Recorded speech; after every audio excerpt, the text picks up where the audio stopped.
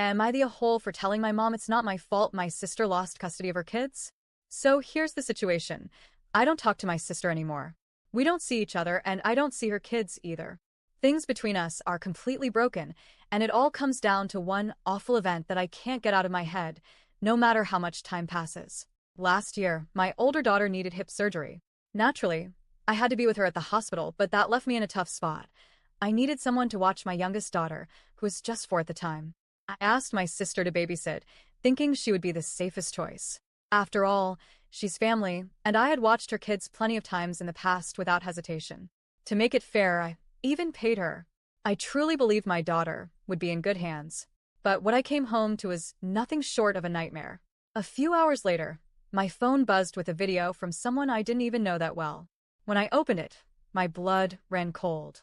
In the video, my 16-year-old niece and her friends were sitting around smoking and drinking like they were at some kind of wild party. And the worst part?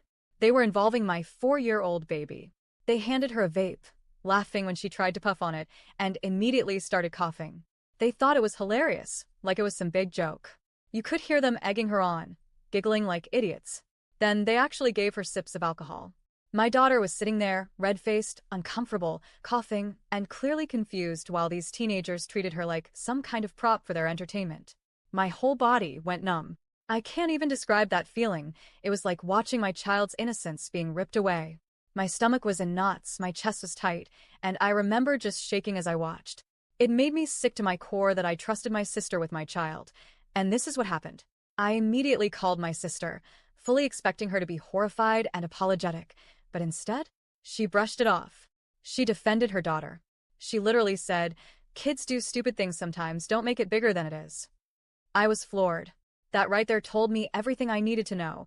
I couldn't trust her, not as a sister, not as a caregiver, not as a human being responsible for children. And here's the thing, it wasn't harmless. My daughter now has breathing issues because of that incident. She still coughs more than normal, and it breaks my heart every time I hear it. So yes, I called CPS and the police. I did it immediately because if I didn't, who would protect my child? My sister wasn't even home at the time, which made it worse. She never told me she wouldn't be there, and she left my daughter in the care of a teenager who had zero sense of responsibility. CPS held her accountable, and because she was supposed to be the adult in charge, she was charged. Her daughter and her friends ended up in juvenile facilities, and when CPS dug deeper into her home situation, they found other things I don't even want to get into, that made it worse. Honestly, she created her own downfall. Fast forward to now. My sister lost custody of her kids. She's been struggling, spiraling, and going through it. But instead of putting the blame where it belongs on her, my mom has decided to put it on me. According to her, I'm the reason my sister's kids were taken. She tells me constantly that family doesn't call the cops on family and that I should have handled it within the family. She even said that people shouldn't go to jail for something so little. Something so little. Watching my 4-year-old being forced to vape and drink is not little. That memory is burned into my brain, and I'll never forget the sound of her coughing while those teenagers laughed. The last time my mom called, she started up again, telling me how much my sister is struggling and how I destroyed her life. I finally snapped. I told her straight up that it wasn't my fault. It was my sister's. She was the parent. She was supposed to be the adult. She failed her own kids, and she put mine in danger. That's not on me. That's on her. Now half the family doesn't speak to me. They think I'm the villain, that I betrayed my sister. But honestly, I don't care anymore. I will always choose my children over keeping the peace.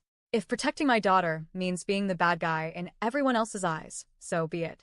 At the end of the day, my child is safe, and that's all that matters. So, am I the a-hole for telling my mom it wasn't my fault my sister lost her kids?